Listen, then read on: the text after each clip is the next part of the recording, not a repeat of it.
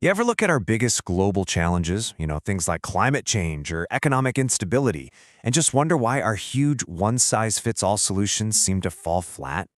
It's a massive question, right?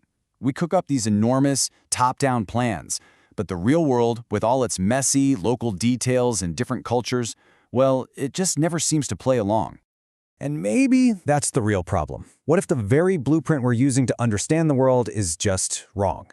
Well, a new book by Robert Gary Stewart Jr. argues just that, and it offers not just a new way of seeing things, but a really powerful new tool for thinking about how we can build a better future. Okay, let's dive into this.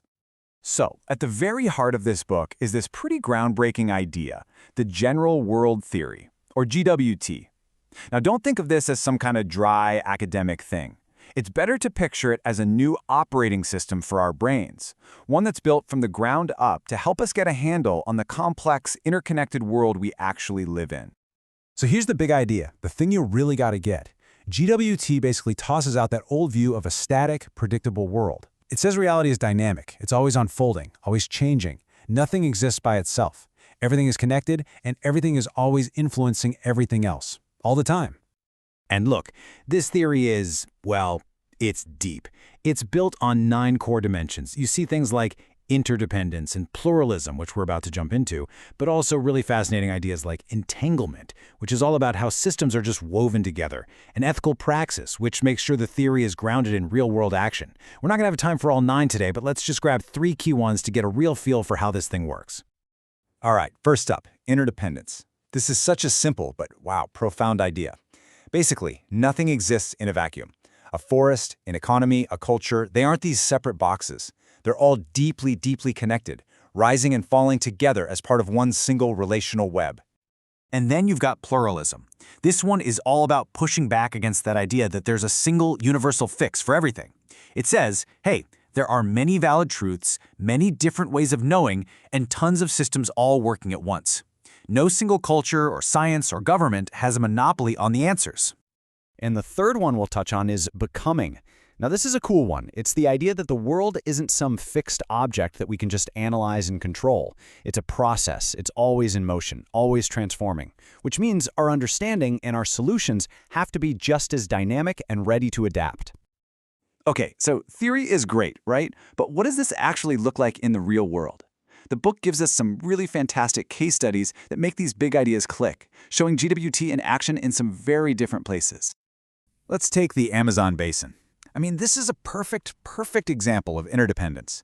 We tend to think of it as the rainforest, but it's really this massive interconnected system.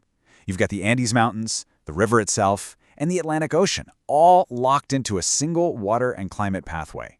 This thing connects everything from rainfall patterns to biodiversity to the lives of millions of people.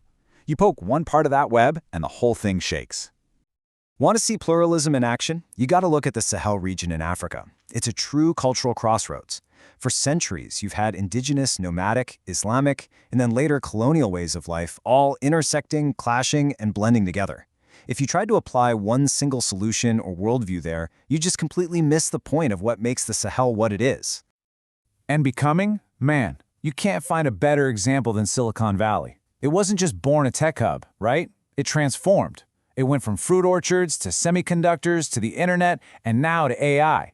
Its identity is never static. It's a story of constant change and evolution, a region that is always becoming something new. So, the theory helps us see the world differently. The case studies prove it has legs. But what's so great about this book is that it doesn't just stop there.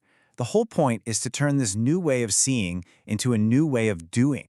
You know, the way the book lays this all out is it's really smart. It's a clean, powerful progression. It starts with the theory, the GWT, as a new lens to see through. Then it proves that lens works with real-world evidence from the case studies, and all of that builds towards a new practical framework for actually getting things done.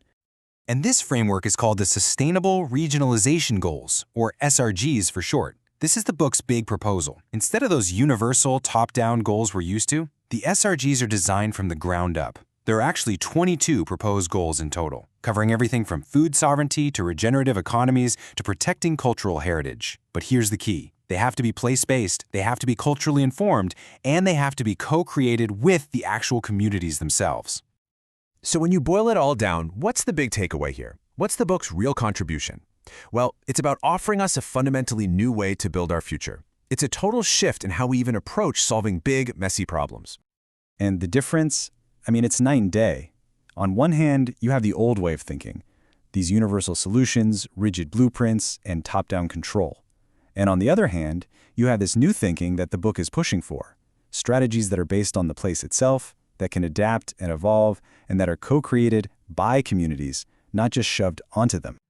And that is the absolute key, right there. This book isn't handing us another fixed map with all the answers spelled out. I mean, that would go against its own philosophy.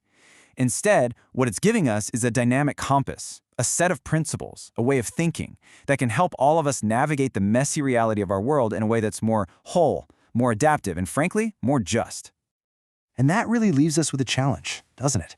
A question to take with you. If you started to apply this new blueprint to your own life, to your own community, what would you see? What hidden connections, what different truths, what processes of constant change are shaping the very place you call home, right now? Finding the answers to that? Well, that just might be the first step to building a future that actually works.